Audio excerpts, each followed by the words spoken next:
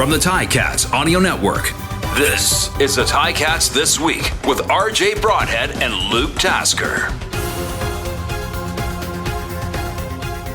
It's a short week for the Hamilton Tiger Cats, but they'll get set for their 12th game of the season on Friday in Ottawa. Kickoff is at 7:30. Great to have you with us on Ticats This Week. I'm RJ Broadhead with Luke Tasker. Luke, let's start there. The short week played on Monday, and not just any game on Monday. That was an emotional game. It's a Labor Day Classic. A lot goes into it. It's their biggest rivals, and it was the hottest day of the year. So the Tiger Cats have Tuesday off. They practice Wednesday, travel Thursday, play Friday against Ottawa, who had the bye week, so they're sitting well-rested, ready to go. Do you think that's going to be a factor for this game on Friday for the Tiger Cats? You know, I could actually see it, just the anticipation of that storyline kind of just disappearing early in the game. Injuries, I mean, your body's not exactly made to play 2 football games in 5 days over a course of 5 days. So, if the Ticats are, unfortunately have some injuries or some players have to leave the game, that could be part of that storyline. But I don't think so. I think so long as you can get hydrated and get healthy, I don't mind it. You got to go out there and run your offense. You got to call your defense and sort of focus on yourself there, and I think sometimes it can just lead to some simplicity and some, players just, getting right back into it, mentally, emotionally, it's not the worst thing. 2 games in 5 days. How have you recovered? Are you ready to go for Friday? Oh, man, it's hard on us too, RJ. I don't want people to forget about that. The game on Monday immediately followed. I did the Coach O show. Wednesday was off. You and I are back at it here shortly, but I think I'll be recovered by game time. Yeah, it's a little different than a player, right? When you were a player. Yeah. A little extra water, a little, don't talk for a couple hours. You're ready to go for the next game. It's fine. I was actually in a full sweat on the field after Labor Day Classic, though, with my 3 boys running around the field and wanting me to tackle them. So I also had a little workout that night at Tim Hortons Field. So you could be a third or fourth or fifth string quarterback. Now you're a defensive guy too. You can tackle. Oh yeah. They're so easy to tackle. Trust me, it's crazy. That'll change. Give it time. It goes the opposite way. You're going one way, they're going the other. So they'll catch I have like you 10 at some years point. left of that, and then the turntables turn. Yeah, exactly. Well, it was, losing to Toronto is always tough. 3 games. Tiger Cats, pretty interesting. They've never had a lead, not for a second, against the Argos in those 3 games. So they've really dug themselves a hole. And we've talked about the first quarter struggles for the Tiger Cats. 4 straight games where they haven't scored a point. Here's the good news. 9 of their 19 points this year have been scored against Ottawa in the first quarter. Their only touchdown in the first quarter has been scored against Ottawa. So it's getting talked about now because it is quite a story how the Tiger Cats haven't been able to get off to good starts as far as scoring points. But maybe Ottawa's the cure to this. They'll go into Ottawa, and they have had some success in the opening quarter, and everybody's aware of it. The players are aware, and they want to get off to better starts. Is there anything in your past history that helped your team get off to good starts and can change the fortunes? Yeah, I would kind of be picking a player that you want to get the ball to early in that drive. I think we've seen Tim White just coming off of a really one of his best games. I was really impressed by Terry Godwin and his touchdowns, and I've been impressed continuously with his route running. Making sure that you don't start that game with a negative play or with a 2-and-out to get that first down and keep things rolling. In Ottawa earlier, of course, that was Bo Levi Mitchell in that game, and you saw, just consecutive first downs. I think they had 5 first downs in a row in that first quarter before scoring that touchdown, and then ended up winning that game with 5 turnovers or 5 interceptions, and just that takes some offensive production to overcome those types of turnovers. And so I think this Ticat team is suited to win against a struggling Red Black team. Early on, man, you just got to start fast. I don't know if it's part of your warm up and your preparation, maybe part of the scripted plays that sometimes are going to start a game off. But you got to make your decision, each player individually, to win that first battle of the game. You mentioned the past games, so this will be the third and final meeting of the regular season for the Tiger Cats against Ottawa. It'll be the third different starting quarterback the Tiger Cats have had. We spoke to Tim White, and he talked about consistency. That's a big thing to get the team going again, get some consistency. But then you play Ottawa 3 times, 3 different starting quarterbacks. Matt Schultz, he was the starter in the first game. All were one-score games, too. That 4-point win, Bo Levi Mitchell started the game, then got injured on the second last play, and now it'll be Taylor Powell. And Powell's coming off, it wasn't a victory, but putting up 28 points against Toronto is pretty good. He threw 3 touchdown passes, which is really good considering he only had 2 touchdown passes coming into that game. 30 completions, 296 yards passing, both season highs. So did you like what you saw from Taylor Powell, and are you seeing that positive progression in his career as the starts begin to accumulate for him?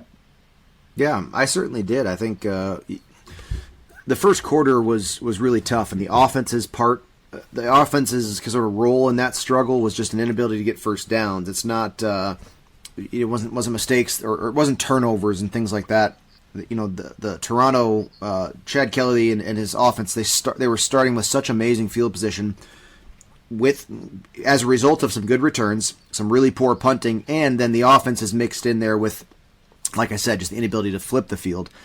Beyond that, I thought Taylor Powell actually, they had moments of a really, really productive offense, and I thought he looked good. He continues to be pretty reliable with ball security. Almost always, I feel like you see a quarterback come in for the first starts in his career. There's a game in there with like 4 interceptions, right? Which is like, that's the problem of the game. Powell had interceptions. He has thrown interceptions, but never. It hasn't been contagious where he just can't stop turning the ball over. You saw a little bit of a mix in there with James Butler, and then later in that game, the Labor Day Classic, you see some Tim White, Duke Williams a little bit, and then of course Terry Godwin makes some catches down the field that were huge. Keandre Smith as well. So they're an offense that is progressing. I think it's almost undoubtable that Scott Milanovic and Taylor Powell together are progressing to change what this offense has struggled with over the past weeks. Yeah, and when the team loses to Toronto 41-28, it's easy to say, that was a poor performance. But wait a second, when you look at the offensive production in the last 2 games for the Tiger Cats, they're averaging 29 points over their last 2 games. And Scott Milanovic, he's been in for 3 games now, but maybe something's starting to click. Because if you average 29 points per game, you're going to win a lot of games. You're so right. And the thing about that stat makes you go, okay, well, the defense is letting these teams score too much. Well, I thought the defense played very, very well, especially for the first 3 quarters. At the end of the third quarter and in the fourth quarter, the Toronto Argonaut offense finally found some rhythm and put together some very good-looking touchdown drives. They're going to do that. They're a good team. For the first 3 quarters of that game, the Ticat defense was winning their phase. That Ticat defense was outplaying the Toronto offense. But you can't. There's no defense is going to be able to stop an offense who gets the ball, inside of the positive 40 or 30 yard line, and so that was sort of the story of that game. You didn't have a defense that was getting just crushed the whole game by the best team in the league. No, like you had a defense that looked really strong for the majority of that game, and an offense that kind of got started. Finally found rhythm after they were in a negative 17-point deficit. Like, it's just very hard. That Labor Day Classic sort of is stuck in my head. RJ, is a very interesting game, and unfortunately, the way that went for the Ticats and being so emotionally charged that game, there was a lot of ways it could have gone very different, and a lot of factors that led to that. But it's another win for the team in blue that is rolling along right now. You're listening to Ticats This Week. I'm RJ Broadhead. He's Luke Tasker. Luke, just to back up some of those things you were saying, looked back, and so let's use the 40-yard line as kind of the usual starting point. The Argos had 15 possessions. 10 of them were inside. We were beyond the 40-yard line, so 10 of 15 beyond the 40. Their average starting field position was their own 52. So very close to midfield. Yeah. Tiger Cats, in contrast, they started beyond the 40 just 3 times, and their average starting field position was their own 36-yard line. Mm-hmm. So you're basically giving the Argos half a field, so that shows why they were able to put up some points. You only need a couple of first downs to get in there. So though, when you look back at you can see it while you're watching the game, but when the numbers are finally calculated, starting from their own 52 compared to the Tiger Cats starting on their own 36, that's a huge advantage. And I've learned from you and talking to players and Coach O and so many people that field position battle is the game within the game. It's such a key, and that was a big deciding factor on Monday. You're absolutely right, and yards are points are hard earned, right? I mean, it takes a collective offensive win over a professional 12 defensive guys out there. It takes to drive down the field and get points. So points are hard earned, and beyond and below that, every yard is just hard earned. It comes down to 1,000 little split decisions that are done subconsciously by 12 guys. I mean, it's unbelievable, the complexity of it and how hard it is to do that. So in that stat you just read, that's a first down and a half on average every drive that the Ticats are sort of, you could say, behind the Argonauts. If the Argonauts are on the 52 and the Ticats on their own 36, first down and a half. I mean, that's not it takes decision making from coordinators to the quarterback to the line of scrimmage to the playmakers. It just is complex, and throughout the course of a game, a first down and a half every single drive that you have to gain more than your opponent, not great. It's not, that doesn't tell the whole story, right? Because some offenses can do it. Sometimes you'll see teams win with a worse drive start average than their opponent, but it's one of those stats that's part of the storyline. Generally speaking, that the winning team will have a better drive start average. It's the same thing. In fact, it's a little less actually than the turnover ratio. That is one of the most telling statistics. And when a team wins with a negative turnover ratio, that is an anomaly. That does not happen very frequently. And the larger that ratio is, if you have a -3 turnover ratio, it's something like a 96% chance that you're going to lose the game. I mean, it's like totally out of the question. So. All of these things together, I mean, and part of the Ticats story this year to me is, unfortunately, as they've gotten some things right, it's other factors that have lagged behind, and it's a sort of a consistency, like you said from Tim White's interview. It's sort of a consistency across these metrics: turnovers, first down average gain, second down conversions. It's these consistencies that we see lacking from the Ticats. One other thing I want to address from that game, and it's really interesting to me because we haven't seen a touchdown celebration with a prop in a long time. And, of course, the Argos brought out Thor's hammer in the hammer. And that tells me right away that the Argos are worried about the Tiger Cats. They wanted to win that game badly. They were desperate to win it. My opinion, there's only one game that matters. If Tiger Cats can get in the playoffs, Argos are probably going to be in the playoffs. In fact, the CFL set out the playoff scenarios, and I think one more win for Toronto or Winnipeg, and they're already in. But for the Tiger Cats, they could break the Argos' hearts with that win in the playoffs. We asked Stavros Katsantonis about it and what he thought of it, and he's like, well, it's our kind of, to summarize, and I'm paraphrasing, but basically we should have been able to stop them. They had their celebration planned. If we kept them out of the end zone, they wouldn't have been able to do it. So he definitely took the high road. How did you feel about that celebration that the Argos had? I don't know. I think that you probably heard a couple quiet minutes from me in the broadcast, and that it didn't sit very well with me. And it's just not my style.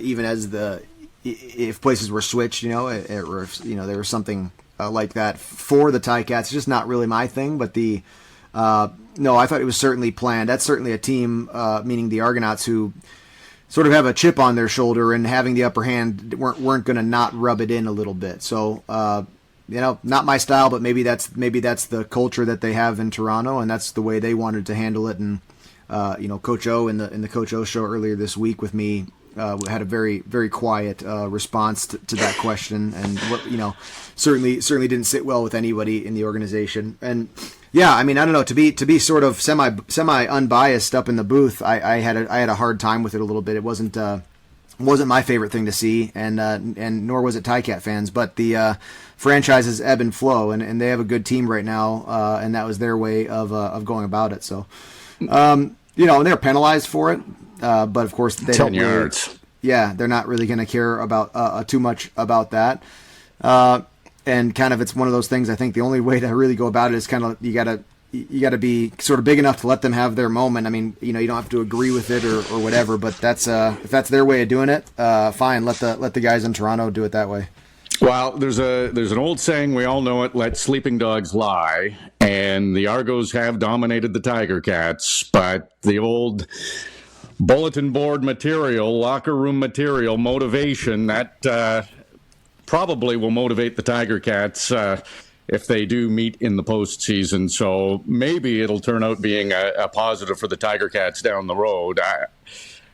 I know if I was even part of the Argos, I wouldn't have liked it just for that reason. You don't want to give the other team any extra motivation to come after you, but we'll see. We'll see what happens down the road, but I think it could end up being a positive thing for the Tiger Cats with a lot of motivation. Not that they needed it against the Argos, but they'll have a little more. And along those lines, so Bo Levi Mitchell was hurt in the second last play of the last game against Ottawa, tackled by Jovan Santos-Knox, who was great when he was a Tiger Cat. We haven't seen Bo since. We're hoping to see him before the end of the regular season. Do you think there'll be any repercussions from that injury to Bo Levi Mitchell in this meeting against the Redblacks from the Tiger Cats? Yeah, I would say probably not. You could argue that the play that Bo is injured on, there was people holding his ankles, and but everyone's out there trying to play football. That was a legitimate football play where the Redblacks had every incentive to play very hard on that down. To try to force a turnover or get a safety, as was the situation in that game. But I don't know. I don't think so. I think both of these teams are so hungry for a win that's kind of the only thing that matters right now to both franchises. The Redblacks are on a 5-game losing streak. One of those 5 was the last loss to the Ticats, and the Ticats coming off this Labor Day Classic, like we've already discussed, they need a win badly. So no, I don't think so. I think the focus is going to be on Taylor Powell and a young quarterback taking another step in the right direction. Yeah, I agree with you, Luke. I just wanted to bounce it off you and see if you thought there'd be something. You raise another good point. Both of these teams come into this game, Ottawa trying to keep their playoff hopes alive, and because Hamilton has the season series against them, they have to outright be ahead of the Tiger Cats in the standings. So they need this game if they want to make the playoffs, because time is ticking. That runway's getting a lot shorter for both teams, and the Tiger Cats are the same. If they want to get into the playoffs, they have to beat the teams that are below them in the standings, right? Like, this is a game that they have to have. Yeah, absolutely. And they have to have it standings wise, and they've already beat them twice, and they've got to have it, as a moral bounce back. It's still so fresh, that Labor Day loss. And you've got to get a win under your belt here. Then they go into a bit of a slightly longer week, which will be nice to physically rest. But it's one thing the Ticats have done. They've sort of, like Ottawa on a really, really challenging losing streak here. The Ticats have bounced back from their losses. They've gotten a win here and there as the season's progressed, including, of course, the big one in BC, which was sort of a point where you say, are they going to take a turn for the worse here, or are they going to make a really impressive upset? And they did that. So just to kind of keep that sort of livelihood and energy about their season, this would be a big win.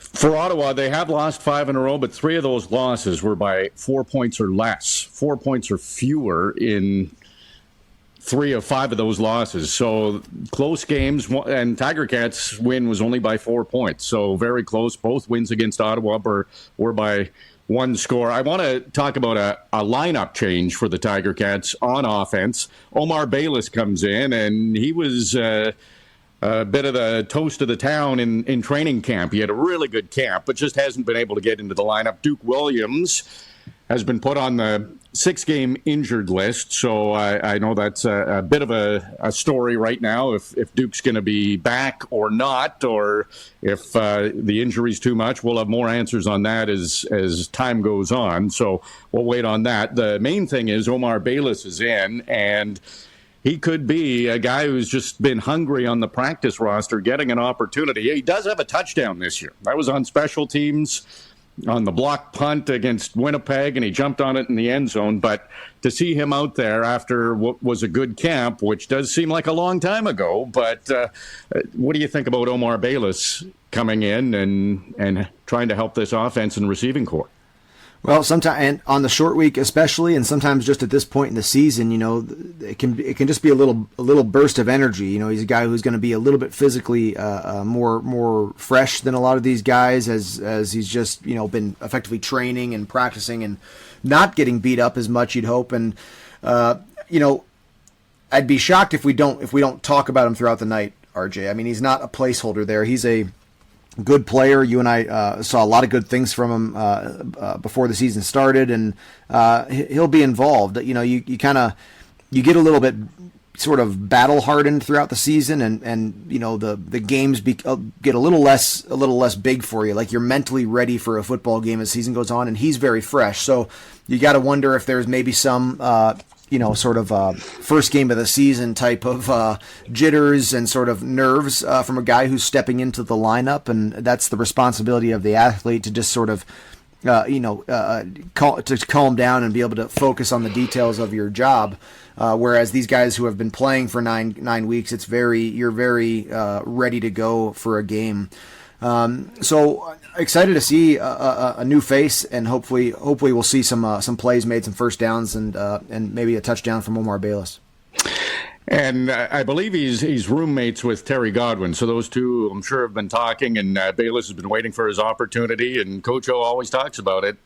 It's not the practice roster, it's the waiting room. So when you get the chance, every player just wants an opportunity. We'll see what Omar can do. I want to talk about Matt Schultz too, Luke. He started practicing last week. Like, think about this guy. 2 years in a row where he's come in and really started to play well and looked like he's going to take that starter's role. And it's 2 years in a row where he got injured. And initially we heard he was done for the season. He wasn't going to come back. So I just love stories like this where he wasn't going to let that be the case. He did his rehab. He worked to try to get back, started practicing last week, and he is going to be in uniform, listed as the third-string quarterback, but to have Matt Schultz in uniform on the sideline, even to talk with Taylor Powell and be there for support, who knows what happens in the game. Hopefully everybody stays healthy, but what does it mean to have Matt Schultz back and appearing to be close to ready to play in a game? Yeah, well, for every team that Matt Schultz has been on, he's been a meaningful part of the leadership and the energy of the team. I mean, he's a really positive guy. He's a smart quarterback and good communicator, and that's helpful for anybody on the sidelines. For himself, though, personally, I think it's going to be huge too, to be able to warm up, to sort of feel the game energy out there, kind of test out, his movement and stuff in at least full equipment, and then kind of, last through the game with the team, even if it is on the sideline. That's sort of valuable for him to gain that before maybe, who knows, maybe we'll see him again this season if his health continues the right way. And of course, there's all kinds of question marks. Bo Levi Mitchell's potential return date, which is sort of mysterious at the time still as well, and the way that Taylor Powell is playing. You don't know what the decisions are going to be, even if Schultz and Bo Levi Mitchell end up being fully healthy. So be good to have him out there for the guys in the locker room, undoubtedly. Yeah, so that'll be, and Taylor Powell, as you mentioned, has been progressing well. I know he was close on a couple of deep balls. That's a statistic that's easy to pick out and say, well, his longest pass of his career is 31 yards. But there were at least 3 against Toronto, and you could go through every game that were very close and maybe should have been caught. So I think that's a statistic that right now is maybe not really accurate, that's on Taylor Powell's line. It's easy to look at, but there's been some that should have probably been caught that would have been longer than his current long of 31 yards. Yeah, absolutely. And I think people have a tendency to say, well, they're bad at the deep ball, or like almost as if it's just like an identifying factor of an offense or a player. Like you can't forget that it is something that you can get better at. I mean, between a quarterback and receiver, they're not stuck into the ways that they've struggled throughout the season. So we've already seen Scott Milanovic and Taylor Powell attempting it more. You've seen the shots down the field. We saw that the attempts on the Labor Day Classic.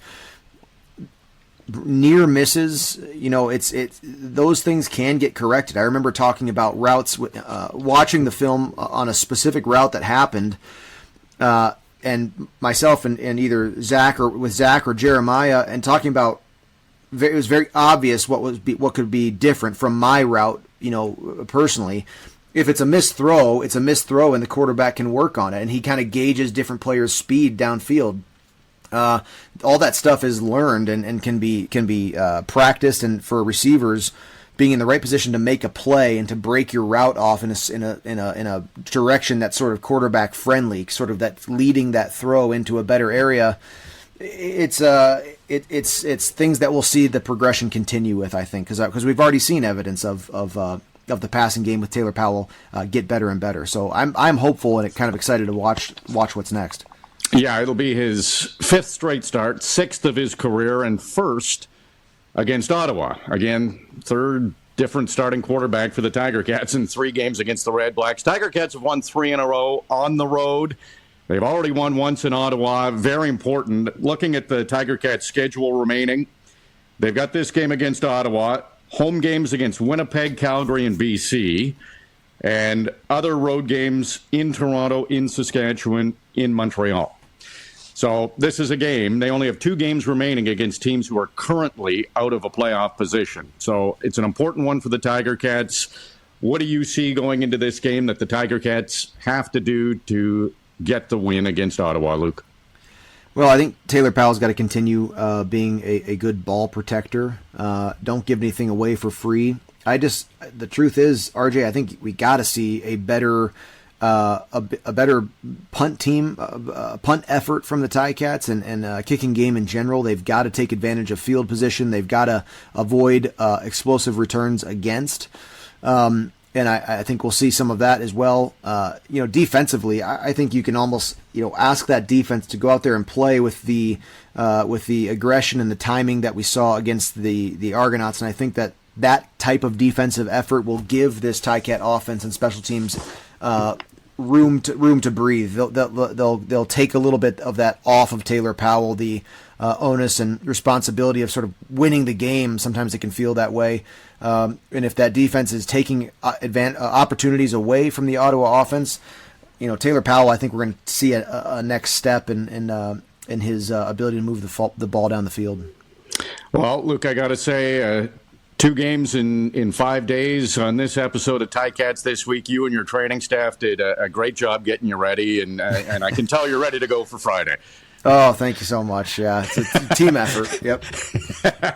Well, it's 7:30 kickoff. Luke and I will have the call on the Ticats Audio Network. Don't forget, pregame's at 6:30 with Bubba and Andy. Luke, can't wait to see you at the game, and look forward to calling this one and maybe another win for the Tiger Cats against Ottawa. They need it. It's been another busy week for your Hamilton Tiger Cats. Luke Tasker and RJ Broadhead have covered it all, and now we would like to hear from you. Email us anytime at gameday@ticats.ca. Subscribe to the Ticats Audio Network on Spotify or wherever you get your podcasts.